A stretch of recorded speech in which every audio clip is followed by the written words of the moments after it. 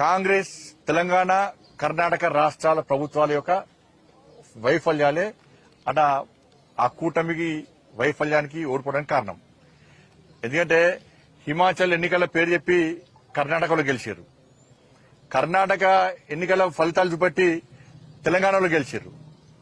ఈ మూడు రాష్ట్రాల ఫలితాలను పెట్టించి ముగ్గురు ముఖ్యమంత్రులు తీసుకుపోయారు. ఇక చూడు, ఇక నన్ను చూడు, అందరూ చూడు, మొత్తం మహారాష్ట్ర మొత్తం తెలంగాణ రాష్ట్ర ముఖ్యమంత్రి రేవంత్ రెడ్డి గారు అయితే ఒక 10 సార్లు వేయండి కావచ్చు. ఆయన వేయిన సీట్లు మొత్తం ఓడిపోయినాయి.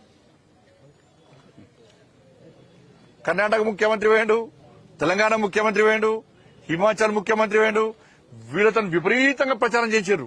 మేము ఇన్ని హామీలు ఇచ్చినాం, ఈ గ్యారెంటీ ఇచ్చినాం, 10 గ్యారెంటీలు అక్కడ, పాంచ్ న్యాయం చెప్పి కర్ణాటకలా, 6 గ్యారెంటీలు అని చెప్పి తెలంగాణలో మేము అమలు చేస్తామంటే ప్రజలు ఇక్కడ ఏ విధంగా ధోకా చేసింది కాంగ్రెస్ పార్టీ, ఏ విధంగా నమ్మక ద్రోహం చేసింది ఈ 3 రాష్ట్రాల్లో, ఏ విధంగా ప్రజలను వంచింది, ఎన్నికల ముందు హామీలు ఇచ్చే విధంగా మోసం చేసింది, తిరిగి మహారాష్ట్రలో ఏ విధంగా తప్పుడు ప్రచారం చేస్తుందో ప్రజలు విశ్వసించరు, ఆ నమ్మిరు, వాళ్ళ అన్ని వాస్తవ విషయాలు గ్రహించారు. కాబట్టి ఇప్పుడు కాంగ్రెస్ పార్టీ ఓటమికి కారణం తెలంగాణలో కాంగ్రెస్ ప్రభుత్వం, కర్ణాటకలో కాంగ్రెస్ ప్రభుత్వం, హిమాచల్లో కాంగ్రెస్ ప్రభుత్వం యొక్క వైఫల్యాలు, ఇచ్చిన హామీలు నెరవేర్చకుండా ఉల్టా తప్పుడు ప్రచారం చేయడం వల్లనే ఇలా మహారాష్ట్రలో కాంగ్రెస్ కూటమి ఓటమి చెందింది. నరేంద్ర మోడీ గారు ఈ దేశాన్ని అభివృద్ధి చేస్తున్న తీరు, గతంలో మహారాష్ట్రను అభివృద్ధి చేసిన తీరు, మహారాష్ట్రలో నరేంద్ర మోడీ ప్రభుత్వం సంక్షేమ ఫలాలు అందించిన తీరు, మోడీ గారి నాయకత్వం ప్రత్యేక విశ్వాసం, నమ్మకం, మోడీ గారి యొక్క అభివృద్ధి మంత్రం ని ప్రజలు నమ్మిరు కాబట్టే ఈ ఫలితాలు వచ్చినాయి. నిజంగా మహారాష్ట్ర ప్రజలకందరూ కూడా హైర్స్ ఆఫ్, తెలంగాణ రాష్ట్రం నుంచి కూడా అనేక మంది నాయకులు, కార్యకర్తలు చాలా మంది ఇవాళ మహారాష్ట్రలో ప్రచారం వేరు.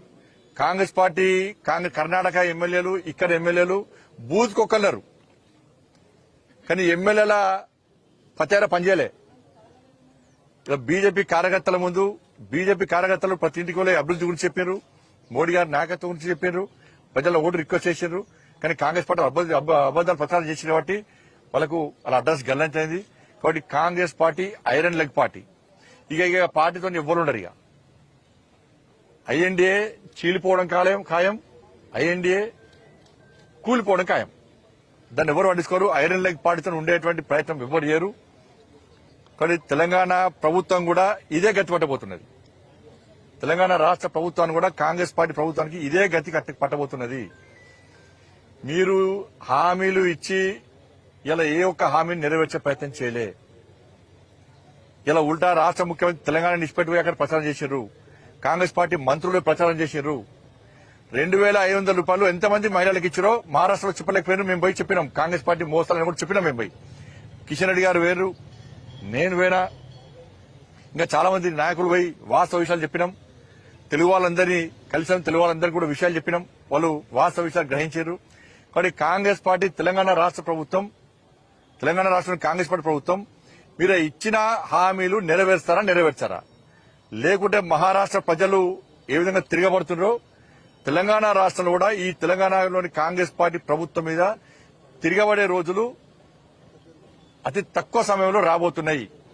2,500 రూపాయలు ఎంతమంది మహిళలకు ఇచ్చారు, ఎంతమందికి తులం బంగారం ఇచ్చారు, ఎంతమంది స్కూటీలు ఇచ్చారు? వ్యవసాయ శాఖ మంత్రి చెప్పినట్లుగా ఇంకా 22 లక్షల మందికి ఎప్పుడు రుణమాఫీ చేస్తారు? రైతు భరోసా ఎప్పుడు ఇస్తారు?